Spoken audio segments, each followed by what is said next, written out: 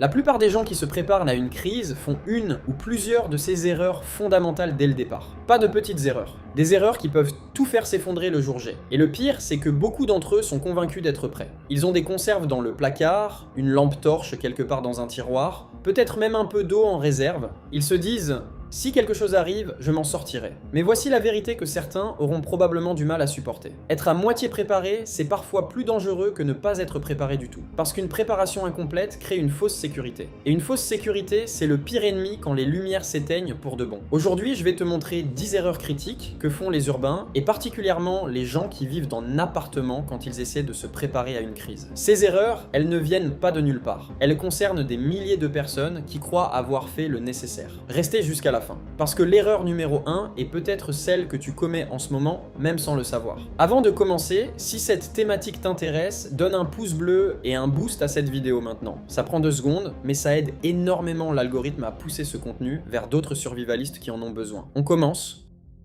Le contexte. Tu te lèves le matin, tu ouvres le robinet, l'eau coule, tu allumes la lumière, ça s'allume, tu ouvres ton frigo, il est plein, tu prends ton téléphone, le réseau est là, et ton cerveau enregistre ça. Chaque jour, sans exception. Et il en tire une conclusion logique, naturelle, presque inévitable. Ça sera toujours comme ça. C'est là que commence le danger. Parce que la ville que tu habites, ce n'est pas un environnement stable. C'est un château de cartes hyper sophistiqué. L'eau arrive chez toi grâce à des pompes électriques. La nourriture arrive grâce à des camions qui roulent. Le chauffage dépend du gaz ou du réseau électrique. Ton téléphone dépend d'antennes relais. Et chacun de ces systèmes dépend des autres. Retire une carte, une seule, et le château tremble. On l'a vu lors des tempêtes récentes. Des centaines de milliers de foyers privés d'électricité pendant plusieurs jours. Les pompes de stations de distribution d'eau qui s'arrêtent. Des quartiers entiers sans eau au robinet. Pas dans un pays en guerre, en France. Parce que personne n'avait probablement anticipé qu'une panne de courant pouvait couper l'eau. Et dans cet environnement-là, vivre en appartement sans préparation, c'est vivre sur un fil tendu que tu ne vois même pas. Voici les 10 erreurs qui rendent ce fil encore plus fragile. Erreur numéro 10, stocker de la nourriture sans système de rotation. On commence doucement avec une erreur que beaucoup connaissent, mais que peu corrigent vraiment. Tu as des conserves dans un placard. Du riz, des pâtes, quelques boîtes, tu te dis que c'est fait, et un an plus tard tu regardes les dates et tu réalises que la moitié est périmée, ou pire, que tu as stocké des choses que ta famille ne mange jamais. Un stock qui ne tourne pas, c'est un stock mort. La règle, c'est simple. Première entrée, première sortie. Tu intègres tes réserves à ta consommation quotidienne, tu renouvelles au fur et à mesure. Un riz blanc, bien conservé dans un contenant hermétique, peut tenir 25 à 30 ans. Des conserves industrielles, entre 2 et 5 ans selon les produits. Mais seulement si tu les surveilles et les fais tourner. L'autre piège dans cette catégorie, stocker des aliments qui nécessitent beaucoup d'eau à la préparation alors que ton stock d'eau est déjà insuffisant. On y reviendra. Erreur numéro 9, faire du téléphone le centre de ton plan. Ton téléphone, c'est ta boussole, ta carte, ta lampe, ton moyen de communication, ta source d'information. Et c'est exactement ça le problème. Quand tout dépend d'un seul objet et que cet objet lâche, c'est tout qui s'effondre d'un coup. En situation de crise, ton téléphone va se heurter à 3 murs en simultané, la batterie qui fond parce que tu es stressé et que tu le consultes en permanence, le réseau qui sature parce que des centaines de milliers de personnes appellent en même temps, et les applications qui ne fonctionnent plus sans connexion. La solution, c'est la redondance. Des numéros importants écrits sur papier. Un point de rendez-vous familial décidé à l'avance, pas au téléphone au moment critique. Une radio à pile ou à manivelle pour recevoir les informations officielles. Et des décisions déjà prises à froid. Quand tu es calme, si on est séparés, on se retrouve à tel endroit. Si le téléphone ne répond plus, on applique le plan B. Ce bout de papier dans un tiroir vaut plus que tous les smartphones du monde quand les antennes relais sont à plat. Erreur numéro 8, sortir pour voir sans objectif précis. Quand la situation se tend, quand l'ambiance devient étrange dans le quartier, le premier réflexe humain c'est « je vais aller voir ce qui se passe ». C'est un piège. En ville, l'environnement peut basculer très vite. Des embouteillages, des files d'attente qui dégénèrent, des rumeurs qui circulent, des mouvements de foule. Et le vrai problème, ce n'est pas uniquement le danger extérieur, c'est la perte de contrôle. Tu sors juste pour 5 minutes et tu te retrouves coincé. Tu as dépensé du temps, de l'énergie, du stress et tu rentres dans un état pire qu'avant. Si tu rentres. La règle en survie urbaine est cette. On ne sort pas pour voir, on sort pour faire. Tu as un objectif précis, tu sais exactement ce que tu vas chercher, où et en combien de temps. alors tu y vas, sinon tu restes. Chaque sortie non planifiée est un risque inutile. Et en appartement, rappelle-toi, une fois en bas, il faut remonter 5, 10, 15 étages, sans ascenseur, avec potentiellement un sac sur le dos et des jambes qui tremblent de stress. Ça calme l'envie d'aller juste jeter un œil.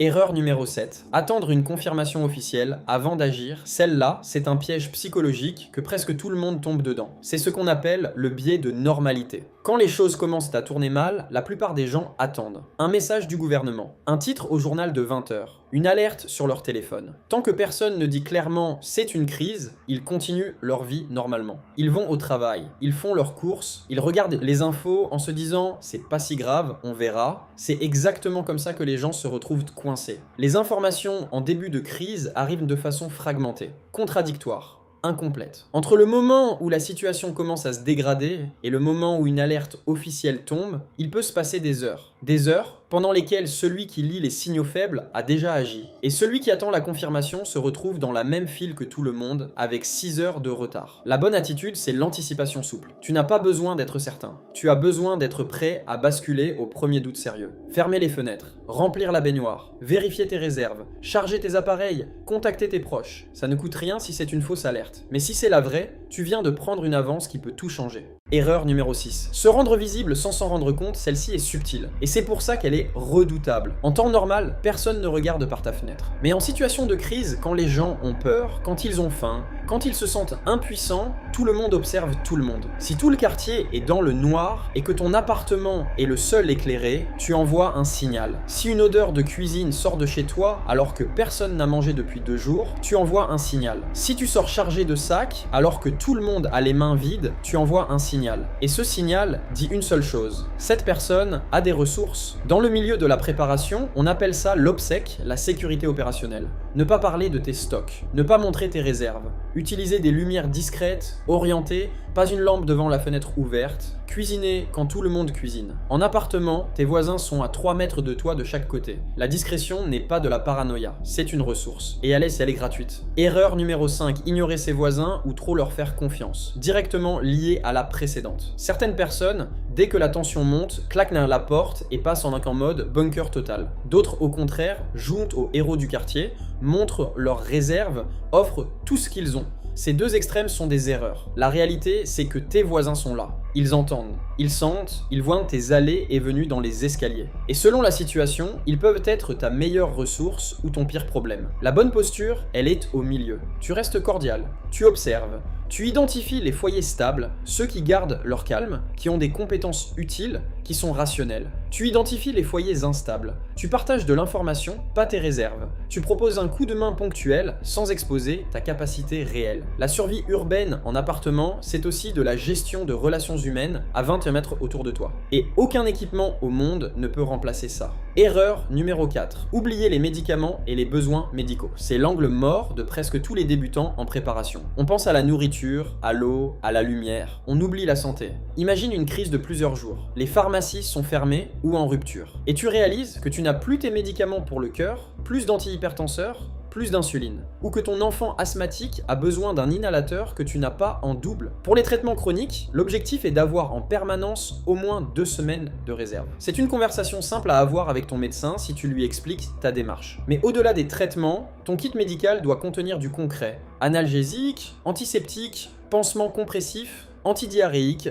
sérum physiologique. La santé est le capital le plus précieux en situation de crise. Et c'est le plus régulièrement oublié. Notez bien, en appartement, attention aux variations de température, balcon-cuisine, qui peuvent dégrader les médicaments. Erreur numéro 3, ne pas avoir assez d'eau et mal l'organiser. Beaucoup pensent nourriture en premier. C'est un réflexe naturel. Mais c'est une erreur de priorité. Un être humain peut survivre des semaines sans manger. Sans eau, c'est environ 3 jours. Parfois moins, en été, sous stress, avec des enfants. Et voici ce que presque personne ne dit. En appartement, au-dessus du 2e étage, l'eau monte dans les canalisations grâce à des pompes électriques. Coupure de courant prolongée, même si le réseau municipal fonctionne encore, ton appartement est à sec. C'est une réalité mécanique que beaucoup d'urbains ignorent totalement. Mais l'erreur encore plus fine, celle qui peut devenir critique, même pour les gens qui ont stocké de l'eau, c'est de ne pas séparer les usages. Tu as un bidon de 20 litres, si tu l'utilises pour boire et cuisiner et te laver, tu l'épuises en 48 heures. Il faut distinguer l'eau de boisson, l'eau de cuisine et l'eau de service. L'eau de service pour se laver, nettoyer, n'a pas besoin d'être potable. C'est cette logique de séparation qui fait toute la différence entre celui qui tient une semaine et celui qui est à sec en 2 jours. Erreur numéro 2, ignorer la hiérarchie mentale en cas de crise. On approche du sommet. Et cette erreur-là, elle rend toutes les autres pires. La plupart des gens ont des idées de préparation, peut-être même du matériel, mais ils n'ont aucune séquence, aucun ordre de priorité clair pour le moment où tout bascule. Et le résultat, c'est le chaos décisionnel. Quand la crise tombe,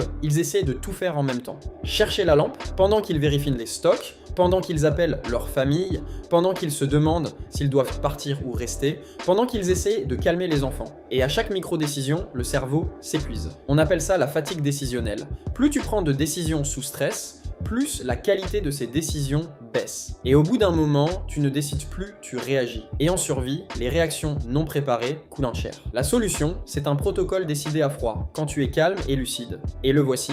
Premièrement, sécurité physique immédiate. Fermer, verrouiller, s'éloigner du danger direct. Deuxièmement, comprendre ce qui se passe, écouter, observer, ne pas spéculer. Troisièmement, sécuriser les fondamentaux eau, chaleur, santé, information.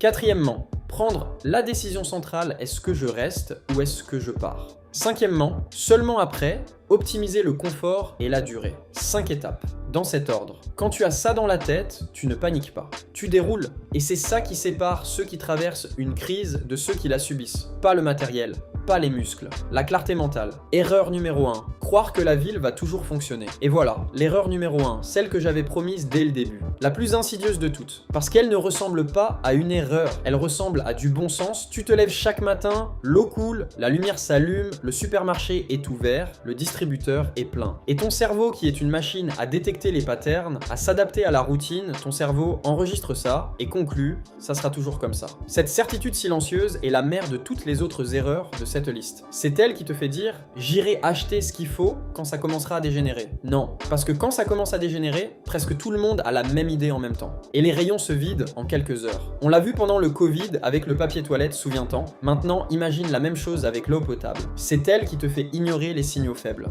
Les prix qui augmentent, les tensions géopolitiques qui se rapprochent, les infrastructures qui vieillissent, les rapports officiels qui parlent de risque de délestage électrique. Tout ça, ton cerveau le filtre parce que ça ne correspond pas à la routine qu'il a enregistrée. C'est elle, cette erreur numéro 1, qui transforme chaque autre erreur de cette liste en piège béant. Est-ce que tu peux tenir chez toi sans sortir, sans ravitaillement pendant 72 heures, là, maintenant, si je coupe tout dans ton appartement? Pas dans une semaine, pas après avoir fait les courses demain, maintenant. Pose-toi sincèrement la question, parce que la réponse que tu viens de formuler dans ta tête, elle te dit exactement où tu en es. Conclusion. 10 erreurs, on vient d'en faire le tour. Et si t'es encore là, tu fais déjà partie d'une minorité. Parce que la majorité des gens ne veulent peut-être pas y penser. Ils préfèrent se dire que ça n'arrive qu'aux autres, que le gouvernement gérera, que ce n'est pas pour eux. Peut-être qu'ils auront raison, peut-être qu'il ne se passera rien dans ton quartier. Mais voici ce que je sais avec certitude. Les crises n'envoient pas de prévenance. Les pannes de réseau non plus. Et très souvent, ceux qui s'en sont le mieux sortis dans la vraie vie, pas dans les films, ce ne sont pas les plus forts ni les plus équipés. Ce sont généralement ceux qui avaient un peu d'eau d'avance, une lampe qui fonctionnait, un plan dans la tête et le réflexe de ne pas paniquer. Alors, voilà ce que je te demande de faire. Pas dans une semaine. Maintenant, un seul geste concret. Stocker 6 bouteilles d'eau, écrire les numéros importants sur un papier, acheter une radio à pile,